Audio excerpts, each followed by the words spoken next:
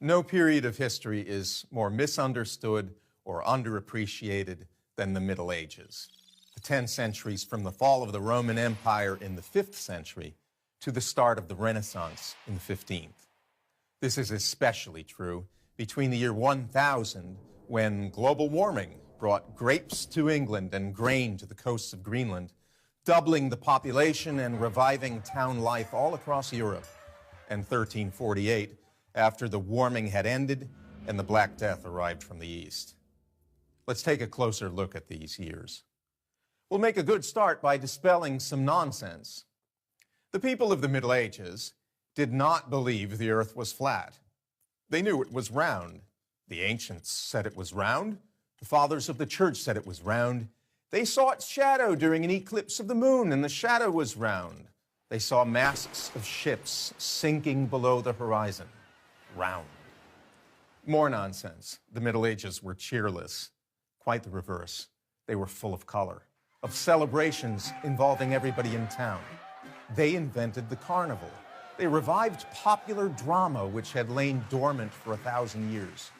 Whatever they did, whether it was sinning or fighting or repenting or falling in love or traveling thousands of miles to Rome or to the Church of the Holy Sepulchre, they did it with energy and gusto. What do we owe to the Middle Ages? How about the university? Medieval man invented it. For the first time in the history of the world, you could go to Paris or Bologna or Padua or Oxford or Prague or Cologne and study under masters of law, medicine, philosophy, and theology, and your degree, designating you as a master or a doctor, would hold good anywhere in Europe. It was an international community of scholars. A young Thomas Aquinas, born in southern Italy at the beginning of the 13th century, would travel to Cologne to study philosophy under the philosopher-biologist Albert the Great, then to Paris, where he taught theology and philosophy, then to Rome and back to France. And this sort of thing was the rule among scholars, not the exception. How about modern science? Thomas's teacher, Albert, was a biologist. Why should that surprise us? Medieval man believed that God made the world as an ordered whole. They learned it both from Scripture and from pagan thinkers such as Aristotle. Science did not burst on the scene with Galileo. Copernicus died in the 16th century, but he was a priest astronomer at a Polish university founded in the Middle Ages. He wasn't even the first man to suggest that the earth orbited the sun. Others had ventured the suggestion. Most prominent was the late medieval Nicholas of Cusa, a philosopher and a cardinal in the church. How about architecture? If the Middle Ages were dark and ignorant, how come ordinary people, masons, carpenters, painters, sculptors, glazers, erected the most beautiful and majestic buildings to grace the earth, the Gothic cathedrals, without power tools, with pulleys and winches and scaffolding in their bare hands? They built up lacework in stone and glass, flooding vast interior spaces with color and light. We have nothing to match their complexity and beauty. And art?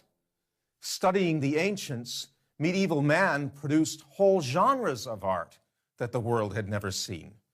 There had never been anything like Dante's Divine Comedy, or Chaucer's Canterbury Tales, or the Arthurian legends of Chrétien de Troyes, or the paintings of Giotto, or the astonishingly beautiful and precise work of the illuminators of manuscripts. What else do we owe to them? Western music. They invented our musical notation and Western harmony, not to mention the humble carols we enjoy at Christmas time. A tradition of local self-government. Witness the chartered towns all over Europe, free associations of men united for the common good, friars, guildsmen, members of lay orders devoted to good works, people who established schools, orphanages, and hospitals. Far from the Dark Ages, which it is popularly called, the Middle Ages might better be described as the Brilliant Ages. A a startling epoch of progress from science to art, from philosophy to medicine. Indeed, in one crucial way, we are less civilized than those who enhanced human existence over 1,000 years ago. We dismiss the achievements of our ancestors and fall short of them. They honored their ancestors and surpassed them. I'm Anthony Esselin of Providence College for Prager University. Join